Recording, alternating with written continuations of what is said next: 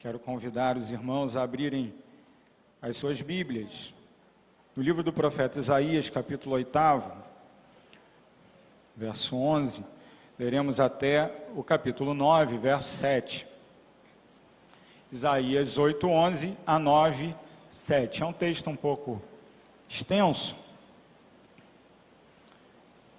mas penso que vale a pena lê-lo todo, logo no início, para que possamos contextualizar tudo aquilo que vamos trabalhar também nesta manhã.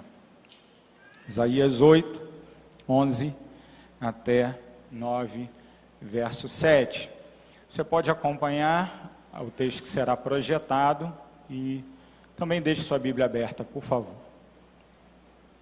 O Senhor falou comigo com veemência, advertindo-me a não seguir o caminho desse povo. Ele disse: não chamem conspiração a tudo que esse povo chama conspiração. Não temam aquilo que eles temem, nem se apavorem. O Senhor dos Exércitos é que vocês devem considerar santo. A Ele é que vocês devem temer. Dele é que vocês devem ter pavor. Para os dois reinos de Israel, ele será um santuário, mas também uma pedra de tropeço, uma rocha que faz cair. E para os habitantes de Jerusalém, ele será uma armadilha e um laço. Muitos deles tropeçarão, cairão e serão despedaçados, presos no laço e capturados. Guarde o mandamento com cuidado e cele a lei entre os meus discípulos. Esperarei pelo Senhor, que está escondendo o seu rosto da descendência de Jacó. Nele porei a minha esperança. Aqui estou eu com os filhos que o Senhor me deu. Em Israel somos sinais e símbolos da parte do Senhor dos Exércitos, que habita no monte Sião. Quando disserem a vocês: procurem um médium, ou alguém que consulte os espíritos e murmure encantamentos, pois todos recorrem a seus deuses e aos mortos em favor dos vivos, respondam: à lei e aos mandamentos. Se eles não falarem conforme esta palavra, vocês jamais verão a luz. Aflitos e famintos vaguearão pela terra. Quando estiverem famintos, ficarão irados e, olhando para cima, amaldiçoarão o seu rei e o seu Deus. Depois olharão para a terra e só verão aflição, trevas e temível escuridão, e serão atirados em densas trevas. Contudo, não haverá mais escuridão para os que estavam aflitos. No passado, ele humilhou a terra de Zebulon e de Naftali, mas no futuro honrará a Galileia dos gentios, o caminho do mar, junto ao Jordão. O povo que caminhava em trevas viu uma grande luz. Sobre os que viviam na terra da sombra da morte raiou uma luz. Fizeste crescer a nação e aumentaste a sua alegria. Eles se alegram diante de ti como os que se regozijam na colheita, como os que exultam quando dividem os bens tomados na batalha. Pois tu destruíste o jugo que os oprimia, a canga que estava sobre os seus ombros e a vara de castigo do seu opressor, como no dia da derrota de Midian. Pois toda bota de guerreiro usada em combate e toda veste revolvida em sangue serão queimadas, como lenha no fogo. Porque um menino nos nasceu, um filho nos foi dado, e o governo está sobre os seus ombros. E ele será chamado Maravilhoso Conselheiro, Deus Poderoso, Pai Eterno, Príncipe da Paz. Ele estenderá o seu domínio, e haverá paz sem fim sobre o trono de Davi e sobre o seu reino, estabelecido e mantido com justiça e retidão desde agora e para sempre. O zelo do Senhor dos Exércitos fará isso. Santo e bendito Deus, temos diante de nós a Tua palavra. Nosso clamor é que seja o Senhor o nosso professor nesta manhã. Que seja o Senhor o nosso mestre, que seja o Senhor a nos encorajar, que seja também o Senhor a nos confrontar. precisamos ouvir a Tua voz. Precisamos, ó Deus, ser alimentados com a Tua palavra. Então, por favor, Senhor, que Tu nessa hora estejas sobre nós, moldando e transformando o nosso coração. Não por causa, ó Deus, deixe que fala. Não passo de instrumento, ó Deus, nada sou para abrir a Tua palavra diante do Teu povo. Mas o meu clamor é que o Senhor sopre com Teu vento de vida, mais uma vez neste lugar, para a glória do Senhor mesmo, mas também para a bênção de cada um de nós, que precisamos tanto, que dependemos tanto do Senhor e do Teu ensino. Muito obrigado, Deus, pela oportunidade que temos mais uma vez de ouvir a Tua palavra. Que o Senhor, então, nos transforme através dela. Em nome de Jesus que oramos. Amém. Muito bem. Chegou o Natal. Você já ouviu aquela música daquela loja, que eu não vou mencionar qual é. Você já foi ao shopping e já viu que lá tem uma árvore de Natal muito bonita, luzes para todo lado, aquela decoração bela. Talvez até mesmo você já tenha comprado os seus presentes para trocar agora, essa semana. Não sei como você vai fazer para visitar o seu avô, sua avó, nesse momento de isolamento social. Talvez você vá só ao portão ali, entregar a lembrança, dar um recado, deixar o eu te amo e vai ter que ir embora nesse ano tão diferente. Talvez você já tenha até mesmo gastado o seu 13º todo a essa altura do campeonato, no dia 20 de dezembro. Ou talvez ele tenha batido só mesmo para pagar o seu cheque especial e todas as outras dívidas que tinham ficado para trás. Misericórdia. Por que afinal a gente precisa do Natal? Por que afinal a gente precisa dessa data? Por que afinal, de fato, a gente comemora? Por que é uma data relevante? De fato, nós nem sabemos se foi mesmo dia 25 de dezembro que Jesus nasceu. Não temos condição de fazer essa afirmação. Convencionou-se, enfim, comemorar o Natal a cada dia 25 de dezembro, e realmente é uma data marcante para cada um de nós, é uma data onde toda a sociedade se transforma, parece que até os ânimos das pessoas mudam, e alguns dizem que nós precisamos do Natal então, porque é uma época de paz, esperança, harmonia, alegria, é uma época da família. Tudo bem, nada contra isso, e é muito bom experimentar todo esse clima. Outros levam em consideração essa época de Natal apenas por conta dessa mudança de ciclo, até mesmo de ciclo contábil, financeiro. A pessoa fica na expectativa do 13º. Ele depende daquilo ali, ele precisa daquilo ali, e não tem nada de errado, tá? Por favor. Mas às vezes o foco da pessoa está diretamente relacionada ao planejamento que ele faz, das suas finanças, das suas contas. Por que nós precisamos do Natal? Por quê? Bom, aquilo que nós vamos desenvolver aqui nessa manhã, nesses poucos minutos, é que nós precisamos do Natal porque através da encarnação de Cristo, Deus nos concede tudo o que necessitamos para viver para sempre em sua presença. Essa é a nossa proposta, esse é o nosso tema, porque através da encarnação de Cristo, Deus nos concede tudo o que necessitamos para viver para sempre na sua presença. E por incrível que pareça, é exatamente esse o tema do texto que acabamos de ler. No primeiro momento, pode parecer algo completamente distinto, sobretudo os versos que lemos ainda no capítulo 8. O capítulo 8 de Isaías, nós vemos uma palavra de advertência, de exortação, até mesmo de confrontação.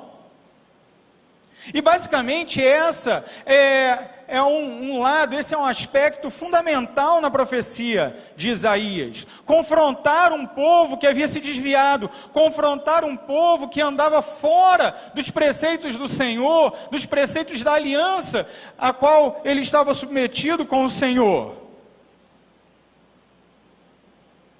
No entanto, enquanto confronta o povo, Deus não o deixa sem esperança. Deus não deixa sem a promessa de um futuro. Deus não deixa sem a perspectiva de um amanhã que será diferente das desgraças, dos problemas, do sofrimento de hoje. Portanto, parece que a palavra do Natal, enquanto profecia feita pelo profeta Isaías, continua sendo extremamente relevante para nós hoje. Continua sendo não apenas relevante como reflexão, mas ela é relevante porque ela é para nós uma necessidade. Nós precisamos do Natal. E o primeiro ponto que eu gostaria de levantar com os irmãos nessa manhã é exatamente esse, a nossa necessidade do Natal. Por que precisamos do Natal? Ao ler a passagem, talvez você tenha percebido algumas coisas esquisitas aqui, uma tensão entre uma proposta, uma pressão social, na qual o profeta estava inserido no seu povo, e aquilo que o Senhor queria que ele fizesse. Por que essa pressão? Porque o povo então procurava identificar conspirações, porque o povo então buscava estabelecer alianças, porque o povo tentava encontrar a sua confiança em outras nações, ou também nas formas de adoração de outras nações, consulta de mortos, consulta de outros deuses. Por que o povo vivia tudo isso? Bom, na verdade há aqui um ciclo vicioso, um ciclo no qual o povo, ele se desvia daquilo que Deus havia determinado para ele, e consequentemente experimenta o sofrimento e a ameaça, normalmente vindo de nações do estrangeiro. É importante a gente lembrar que aqui Isaías fala para o povo de Israel, um povo que tem território, que tem rei, que tem leis, um povo que tem uma organização, é uma nação, é um país que então experimenta a ameaça do estrangeiro. Por quê? Porque Israel não está constituída sobre leis humanas. Israel, enquanto povo de Deus, estava constituído sobre a aliança que Deus havia feito com Abraão. Dessa aliança então vem a salvação, dessa aliança vem a promessa de bênção, dessa aliança vem a promessa da Shalom, mas também dessa aliança vem os preceitos da lei. Preceitos que hoje estão fora de moda, mas que na época de Isaías também estavam. Afinal de contas, lembram-se do ciclo? De como funciona esse círculo vicioso? O povo se desvia, então o Senhor permite o mal, e permitindo então o Senhor o mal, o povo é oprimido e sofre. Sofre porque vem nações estrangeiras e conquista o seu território. Sofre porque vem outros povos e os submetem à escravidão. Sofre porque a terra não dá então o seu fruto e o povo experimenta, por exemplo, a fome, a escassez, a pobreza. Essa é a realidade do povo prometido, do povo especial de Deus, o povo aliançado com Deus, que vivia na terra prometida por esse mesmo Deus. Era isso que eles experimentavam. Sofrendo então, finalmente clamavam a Deus, e pediam a Deus pelo seu livramento, pela sua redenção. Sim. E alguns de nós podemos pensar assim, mas que povo cara de pau. Como que eles, sabendo que estavam sofrendo por causa da sua infidelidade, do seu pecado, de terem se desviado da aliança que o Senhor havia feito com eles, agora eles ousam orar, ousam clamar a Deus por misericórdia, ousam clamar a Deus por salvação. Sim, e isso acontece várias e várias vezes na história do antigo Israel. E a gente pode pensar assim, tá bom, eu até reconheço que era meio que uma postura abusada, toda hora cair e voltar, pedir perdão e tal. Mas pastor, afinal de contas, não é isso que a gente faz também? E é. Mas qual o problema quando um povo, ou quando um indivíduo, quando eu e você passamos a pecar e pedir perdão, porque Deus vai perdoar mesmo, corriqueiramente? O grande risco disso, o grande risco é a gente começar a olhar a graça de Deus como se fosse uma graça barata. A graça, para nós, é gratuita, mas para Deus custou o sangue do seu Filho na cruz. Se eu não reconheço o custo da graça para Deus, eu baratearei a graça na minha vida.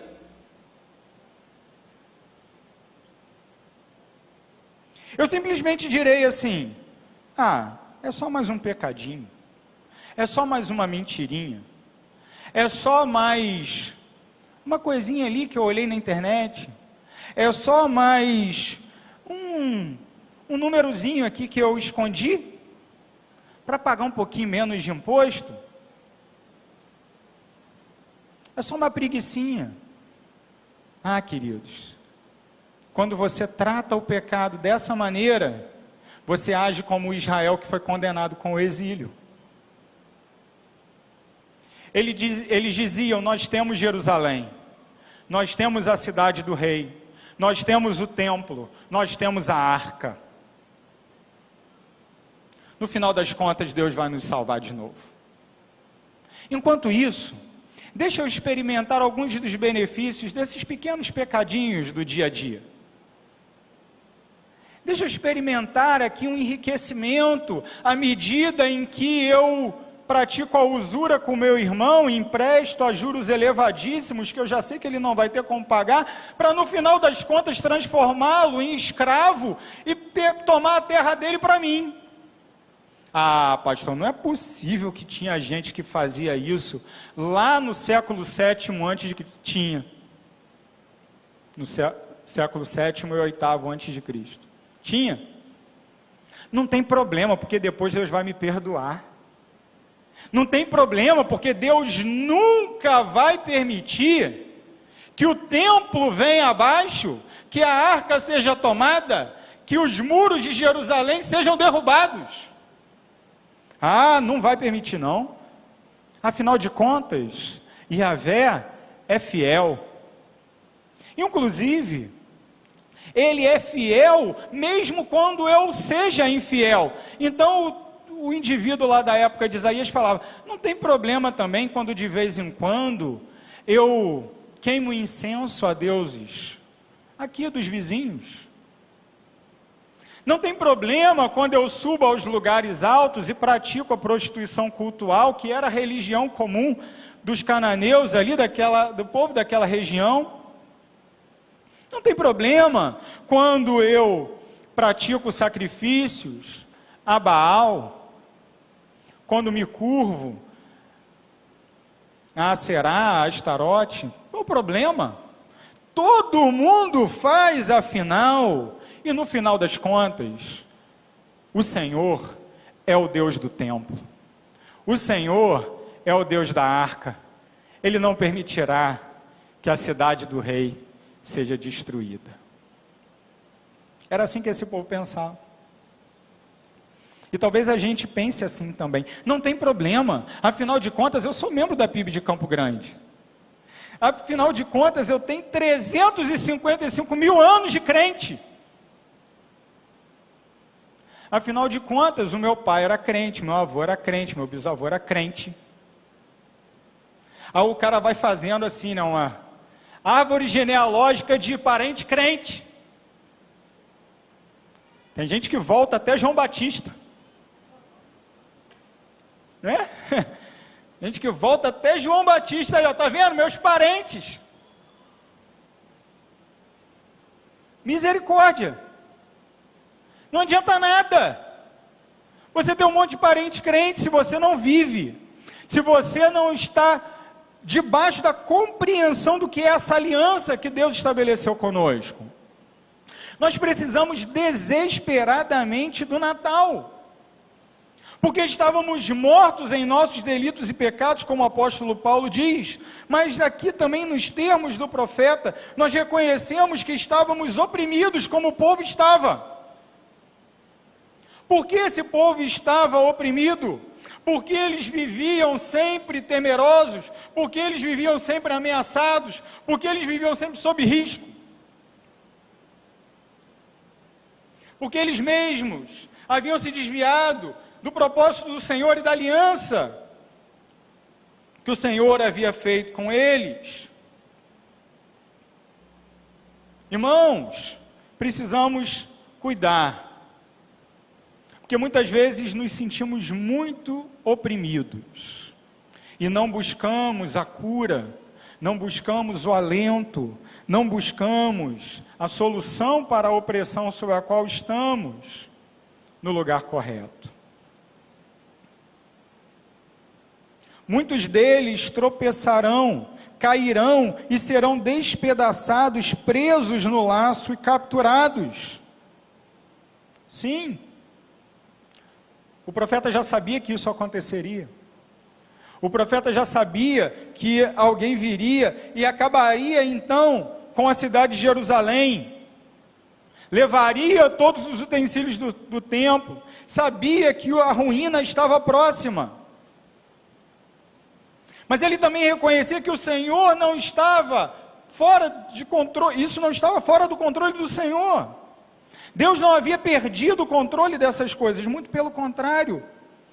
Ele usava todas essas coisas para que o povo compreendesse que a graça que Ele lhe oferece não é uma graça barata. Nós também estávamos oprimidos, mortos em nossos delitos e pecados. Vivíamos obedientes à gestão, à gerência de Satanás. O mundo jaz no maligno. E isso causa dor. E isso causa tristeza. Se nós olharmos para a realidade desse ano, de tudo aquilo que temos passado, quanta dor, quanta dor. Quantas pessoas que se foram, entes queridos, por conta do quê? De uma enfermidade. Por que a enfermidade existe? Porque o pecado existe. Ah, pastor, quer dizer que eu pequei, então meu parente morreu? Não, não é isso que eu estou dizendo. Por favor, não é isso que eu estou dizendo. Eu estou dizendo que o pecado gera uma situação no cosmo, que afeta a vida de todos nós, trazendo dor, trazendo aperto no coração, trazendo medo, trazendo tristeza. E se nós não cuidarmos e não encontrarmos o refúgio correto, trazendo também desesperança e até mesmo desespero. Queridos, como isso é perigoso para as nossas almas. Vivemos numa época em que as pessoas vivem em desespero. Batem de porta em porta, buscam em todo tipo de lugar, de entretenimento, algo que lhes produza sentido para viver, mas não encontram, permanecem angustiados, permanecem com seus corações apertados, ao invés de encontrar a verdadeira solução em Jesus Cristo, filosofam, pensam, escrevem, propõem tantas coisas que não adiantam absolutamente nada. É como o cachorro que vive sempre correndo atrás do próprio rabo. é uma busca infinita e absolutamente inútil. Essa é a realidade da vida humana sem Cristo. Opressão. Estávamos oprimidos e por isso precisamos do Natal. Não apenas oprimidos, estávamos desviados. Porque o povo dos dias de Isaías experimentava essa ameaça constante de ocupação, de desolação, de destruição? Porque eles mesmos haviam escolhido o seu caminho. Eles mesmos haviam se desviado daquilo que o Senhor havia preparado para eles. Isso nós vemos de várias maneiras, não apenas nesse texto, mas em todo o livro. Percebemos, por exemplo, verso 19, quando disserem a vocês, procurem um médium ou alguém que consulte os espíritos e murmure encantamentos, pois todos recorrem a seus deuses e aos mortos em favor dos vivos, respondam, à lei e aos mandamentos. O que acontecia então? E aqui ele está falando para os seus discípulos, ele está falando para outros como ele, fiéis ao Senhor, fiéis à aliança. O que estava acontecendo? Todo mundo está indo procurar a solução em outros deuses. E quando todo mundo está indo numa direção, a vontade que dá é a gente ir atrás, não é verdade? É impressionante, você já deve ter visto esse fenômeno social. Quando tem uma fila, já viu que um monte de gente entra na fila sem nem saber por quê? Que aquela fila existe? É um efeito manada. O camarada ele tem que seguir algum rebanho. E aí ele vê aquele bando de gente indo numa determinada direção, o que ele faz? Ele vai também. Quer ver uma outra situação?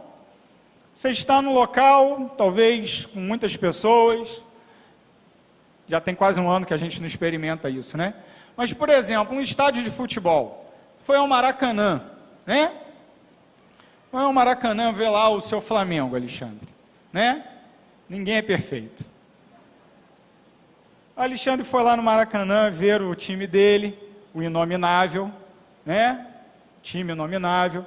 E aí, de repente, o que acontece ali antes de você entrar no estádio? E isso pode ser algo muito comum naquele ambiente com uma multidão, né? Alguém começa a correr por qualquer motivo.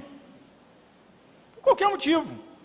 Uma ameaça lá, um medo de um assalto, ou então um vendedor ali que foi enquadrado pelas autoridades, né? E aí o cara começa a correr. Você pode ter certeza que vai ter uma multidão que vai correr também. Aí você pergunta, por que você está correndo, meu filho? Não sei, mas deve ter algum perigo lá, então eu vou para o outro lado. Não é assim? E talvez você já tenha vivido isso aí. Talvez você já tenha experimentado essa situação, né? Efeito manada. A tendência é o quê? A gente seguir a correnteza. O rio está indo para lá, então é para lá que eu vou. Todo mundo está fazendo, então eu vou fazer. Aí alguém ainda levanta uma heresia como? A voz do povo é a voz de Deus. Misericórdia. Ainda bem que não é. Ainda bem que não é. Que a voz do povo não é a voz de Deus. Nada tem a ver uma coisa com a outra. Tá certo? Muitas vezes a voz do povo é um instrumento pelo qual Deus opera a sua disciplina contra o povo. Quando o povo não discerne a vontade de Deus. Que é exatamente o caso aqui. O povo todo estava buscando solução para o seu sofrimento em outras coisas. Longe da aliança que Deus havia feito com ele. Longe daquilo que Deus havia determinado como padrão moral, ético. Estava buscando em médiuns, em espíritas, e em encantamentos, em sacrifícios aos outros deuses. O que esse povo era então? Era um povo idólatra. E hoje a gente fala de idolatria, tem muita gente que pensa assim, mas isso não tem mais nada a ver com a nossa época. Não tem mais nada a ver com a nossa época. Essa história de idolatria, isso aí era lá para a época antiga, dos meus pais, dos meus avós, quando os crentes eram aquela minoria, tinha tão pouquinho crente, né? No Rio de Janeiro, em Campo Grande, aqui na Zona Oeste, poucos crentes, e a maioria das pessoas eram, então, a gente chamava assim, né? Idólatras. Idólatras porque vão atrás de imagem, idólatras porque se curvam a santos, né? E tal. Sem dúvida, isso é um tipo de idolatria, tá? Não se discute isso. Mas se a gente acha que idolatria é só quando a pessoa se curva a uma imagem, a gente tem uma visão muito limitada do que idolatria é. O profeta Ezequiel, ele vai desafiar o povo de Israel, dizendo que o povo não deveria erguer ídolos no seu coração. Como assim erguer ídolos no seu coração? Os ídolos estavam nos montes, os ídolos estavam nos santuários estabelecidos dentro do território de Israel, de Judá, para adorar outros deuses que não o Senhor. Então Ezequiel devia confrontar isso. Claro, isso também. Mas o fato é que a idolatria, ela começa no coração, e não no curvar-se a uma imagem. Qual é o primeiro mandamento? O primeiro mandamento fala de imagem? O primeiro mandamento fala de adorar outro Deus, seja lá como for. Não tenhais outros deuses diante de mim. Esse é o mandamento. Não tenhais outros deuses diante de mim. E é exatamente neste mandamento que todos nós nos encontramos culpados, constantemente. Ah, pastor, mas como assim? Eu nunca fui de seita, nunca fui de religião que tem imagem, que adora. Mais uma vez, o primeiro mandamento é diferente do segundo. O segundo diz: não farás para ti imagem de escultura. O segundo. Mas você tem como não descumprir o segundo e descumprir o primeiro. Você tem como desobedecer o primeiro e obedecer o segundo. Ah, pastor, então eu vou estar meio certo? Não, não vai estar meio certo, porque você desobedece um ponto da lei, você é culpado de toda ela, diz Tiago. A questão aqui não é essa. A questão é que, ao ter outros deuses, nós automaticamente somos idólatras. Somos considerados pelo Senhor idólatras. Mas como assim eu tenho outros deuses afinal, pastor? Sim. Existe o Deus do padrão mundano de beleza, existe o Deus do dinheiro, existe o Deus do conhecimento. Cada um desses deuses tem seus templos. Não é verdade? É bom, recomendável, saudável que você faça exercício físico. Faça, para o bem da sua saúde e do seu corpo, que é o templo do Espírito Santo. Mas vamos falar a verdade, a academia é um templo. Pode não ser para você, mas é para um monte de gente que está lá. Eu espero que não seja para nenhum crente, mas é para um monte de gente que está lá. Você já viu como um camarada vai lá, é um negócio que chega a ser assim, beira o ridículo. Né, Alexandre? Beira o ridículo. O camarada vai lá, levanta aquele peso todo e tal, e aí depois fica lá no espelho, e veja como tem espelho em academia, né? E o cara lá fica se contemplando. É o momento de adoração dele. Passou o sacrifício, né? Ele pagou o sacrifício, e agora ele tem um momento de contemplação da sua própria divindade. Da divindade que ele mesmo estabeleceu para si.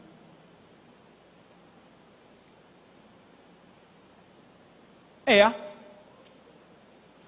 adoração, idolatria. A universidade é um templo.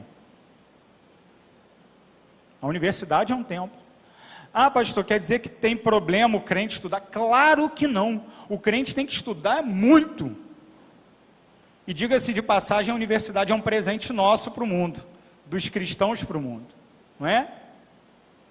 Mas o fato é que hoje ela se tornou um lugar de adoração.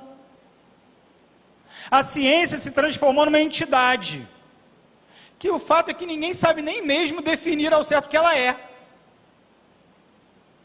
Mas as pessoas dizem, você tem que acreditar na ciência. Você tem que se tornar alguém que domina a ciência. Ora, estude, se qualifique, se prepare. Mas se você acha que a ciência vai dar o sentido do mundo, o sentido da existência, você vai para sempre correr atrás do rabo. Mas o fato é que as pessoas fazem isso. Escrevem seus artigos, suas teses, suas monografias. E mais uma vez, não há nada de errado com isso. Mas o seu grande objetivo é, no final, ter depois do seu nome o título de doutor, PhD. E aí o cara fala, agora eu sou. Tu és o quê? O que é? O que tu és? Tantos templos, queridos. Tantos templos. Há aqueles que adoram o seu patrimônio, o seu dinheiro, que não ficam um segundo, um minuto, sem acompanhar como andam então os nossos investimentos. Como anda a evolução do meu patrimônio. O tempo todo ele busca algo para ostentar. Ele quer ter algo para mostrar para os outros que tem. Que tristeza. Que tristeza é a vida do idólatra. E há muitos outros ídolos que se erguem nos nossos corações. Não sei qual é o seu.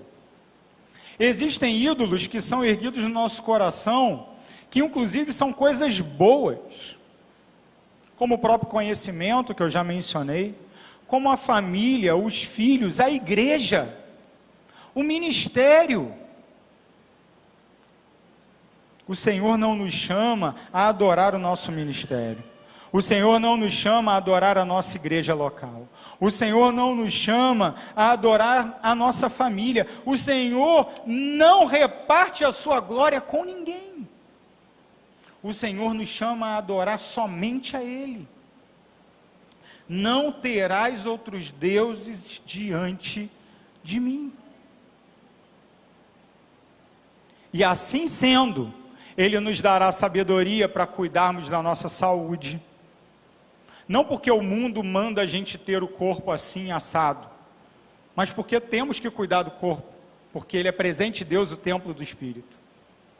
O Senhor nos ensinará a sermos mais sábios, a adquirirmos conhecimento, não para ostentarmos e mostrarmos para os outros os nossos títulos, mas simplesmente porque toda verdade é verdade de Deus. Se amamos a Deus, amamos a verdade.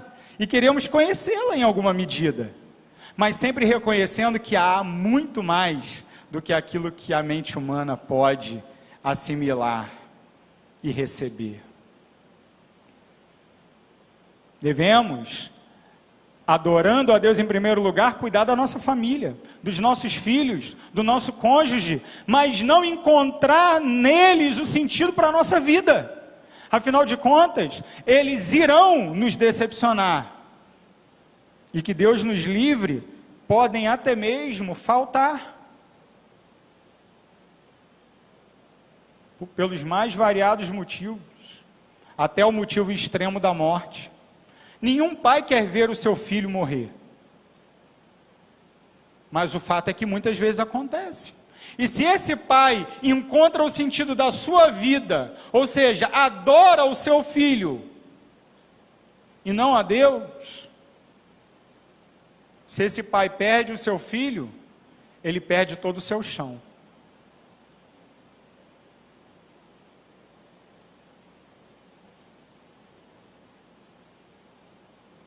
Estávamos desviados. Estávamos oprimidos e estávamos desviados e estávamos em trevas. Por isso precisamos desesperadamente do Natal. Verso 21. Aflitos e famintos vaguearão pela terra. quando estiverem famintos, ficarão irados, e olhando para cima, amaldiçoarão o seu rei e o seu Deus. Depois olharão para a terra e só verão aflição, trevas e temível escuridão, e serão atirados em densas trevas.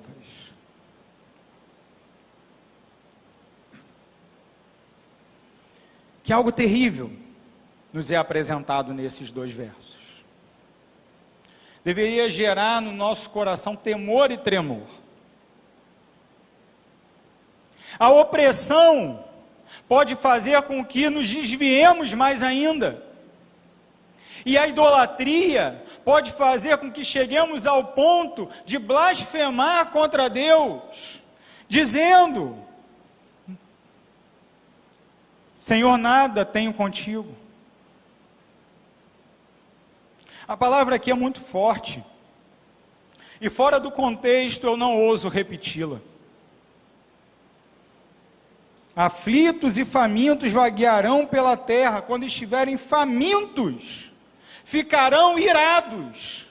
Contra quem? Não contra o seu próprio pecado, não contra o seu desvio da aliança.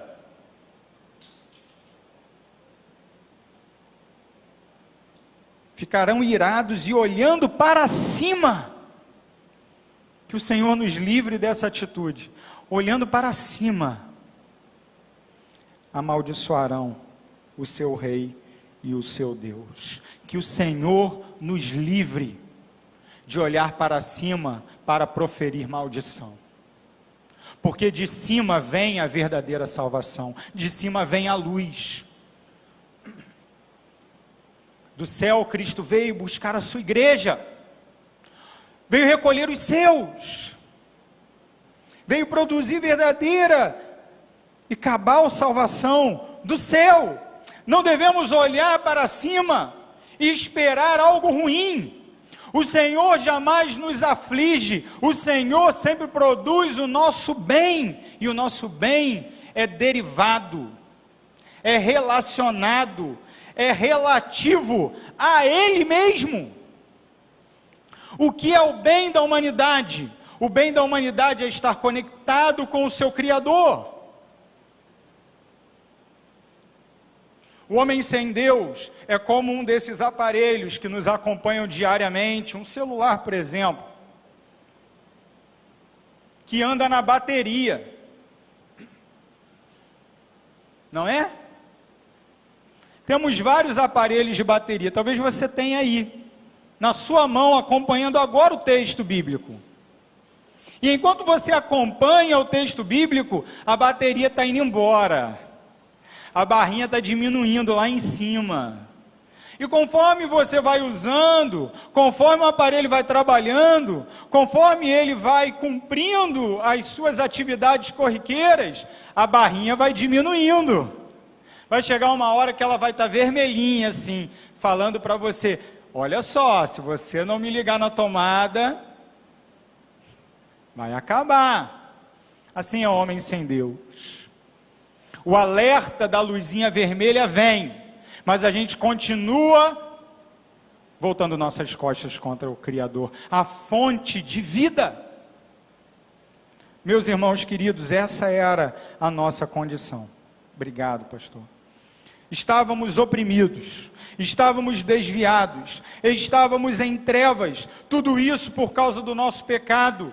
Que jamais a igreja do Senhor se volte para o céu e amaldiçoe o seu Criador. Mas o fato é que talvez eu e você já tenhamos feito isso. Talvez você, olhando para trás, olhando para a sua história de vida, você já tenha reclamado de Deus, você já tenha reclamado dos propósitos de Deus, você já tenha chegado a ousar proferir uma palavra contra o próprio Deus. E eu quero lhe dizer que essa é a condição normal que todo ser humano nasce. Rebelde contra Deus.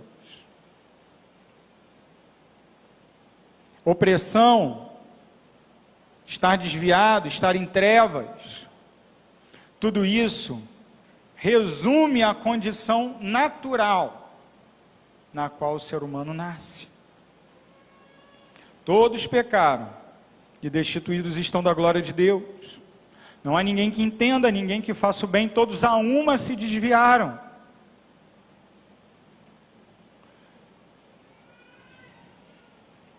Somos pecadores. E por isso precisamos do Natal. O texto então muda de direção.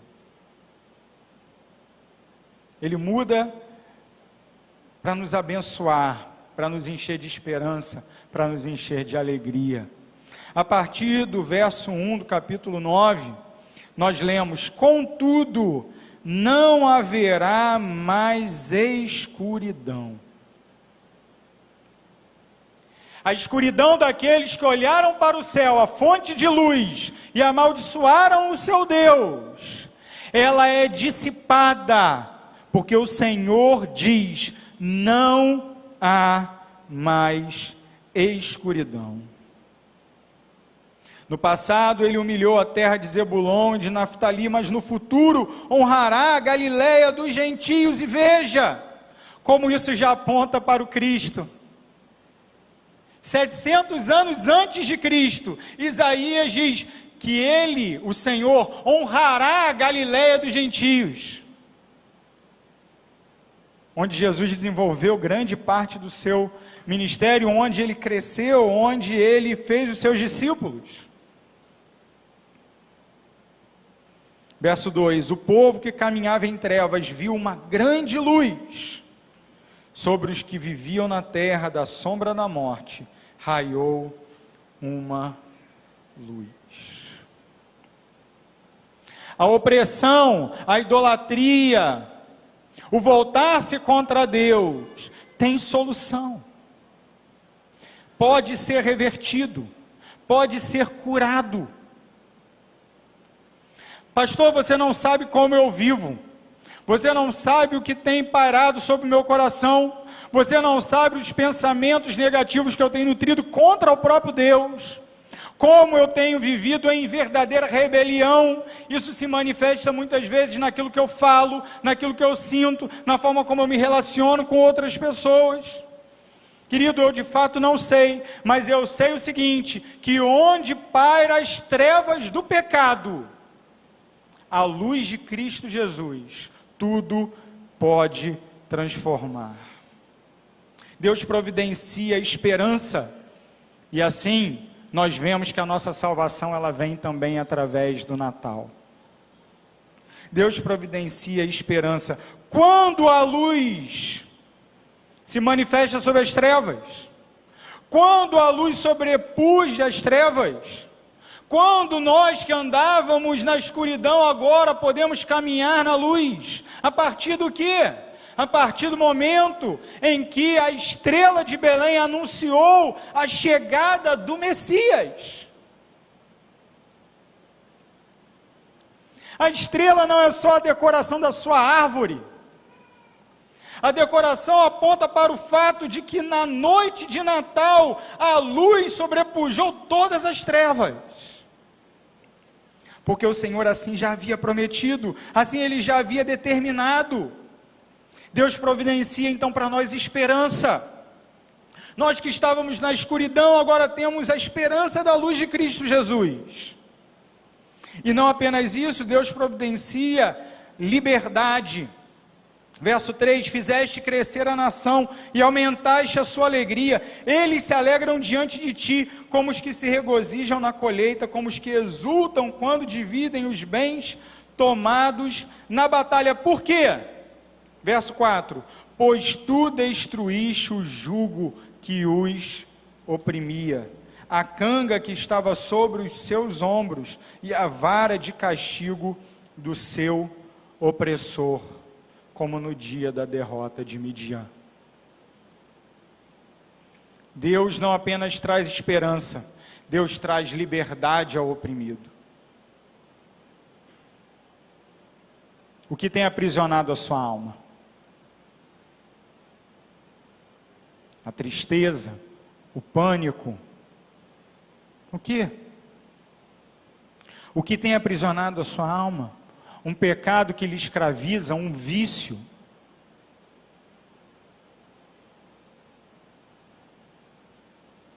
O que tem roubado completamente a alegria da salvação, que deveria inundar e encher o seu coração. O que?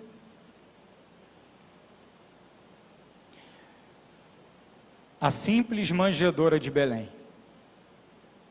A simples manjedoura de Belém representa a nossa libertação do mais poderoso jugo que Satanás e este mundo possam tentar colocar sobre as nossas costas. Natal é providência de liberdade. Tudo aquilo que tem nos aprisionado e oprimido cai por terra na presença do menino na manjedoura. Deus providencia a nossa salvação através do Natal, nos dando paz, esperança, liberdade, mas também paz. Veja, verso 5. Pois toda bota de guerreiro usada em combate, toda veste revolvida em sangue, serão queimadas como lenha no fogo. O que ele está falando? O que ele está falando é que o equipamento do soldado, ele não precisa, não é mais necessário. Que a batalha cessou. Que a farda suja de sangue, que o armamento, que o equipamento, ele pode ser todo ele colocado na fogueira. Já era, não precisa mais. Quem já foi soldado aqui sabe muito bem que isso tem um significado tremendo. Porque o militar, o guerreiro, ele tem que estar sempre pronto. Ele tem que estar sempre com a arma à mão. Ele tem que estar sempre com a mochila às costas, com o capacete sobre a cabeça. Porque ele não sabe, na situação de guerra, quando o inimigo chega, quando a ameaça bate a porta. Porém, no Natal, toda a guerra cessa. O Rei dos Reis, o Senhor dos Senhores, ele nasce para estabelecer a paz. Por que tudo isso tem a ver com o Natal, pastor? Olha, o verso 6.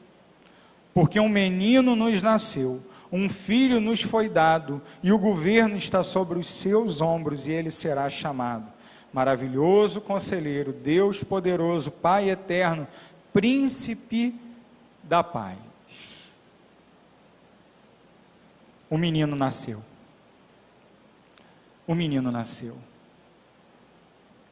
Naquela estrebaria, dormiu na manjedoura. Sua companhia eram, além dos seus pais, os animais daquele lugar.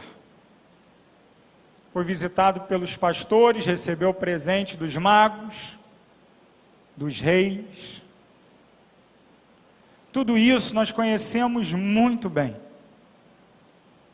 Mas nós não podemos perder de vista que aquela imagem do presépio, que aquela cena natalina que nós conhecemos tão bem, representa o momento em que o Senhor toca a nossa existência, em que o eterno toca o efêmero, para transformar completamente a nossa realidade. Nós que estávamos oprimidos, nós que estávamos em trevas, nós que estávamos desviados, agora podemos experimentar esperança, liberdade, paz. Por quê? Porque aquele menino é o maravilhoso conselheiro, Deus forte, Pai da eternidade, Príncipe da paz. Este é Jesus. Nossa salvação vem através do Natal, no qual Deus providencia esperança, liberdade, paz, mas também onde Deus estabelece o seu reinado. Verso 7, ele estenderá o seu domínio, e haverá paz sem fim sobre o trono de Davi e sobre o seu reino, estabelecido e mantido com justiça e retidão, desde agora e para sempre. Quem é o filho de Davi? Jesus. Ele veio para estabelecer o seu domínio e o seu reinado. Ele é o cumprimento da promessa que o Senhor fez a Davi. Mas, por favor, para nós terminarmos, coloque aí o texto desse verso 7, por favor, irmãos. O verso 7 aqui de Isaías 9.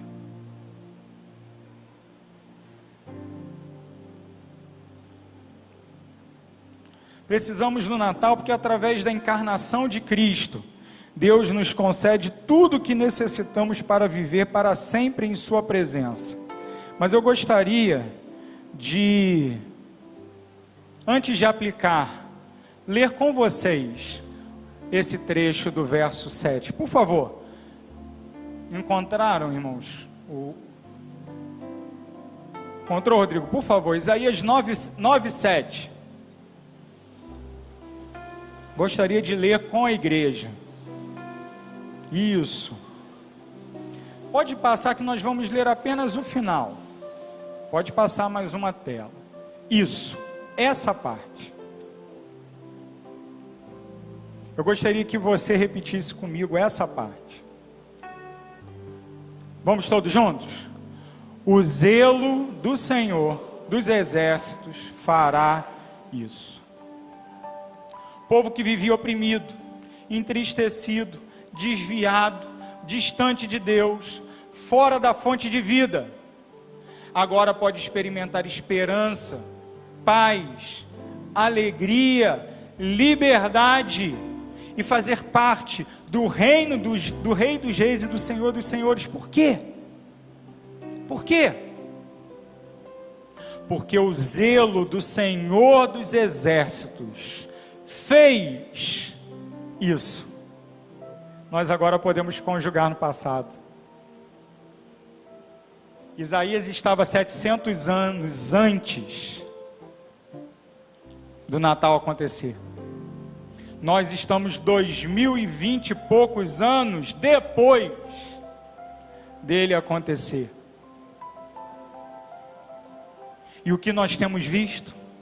Que o zelo do Senhor dos Exércitos fez isso.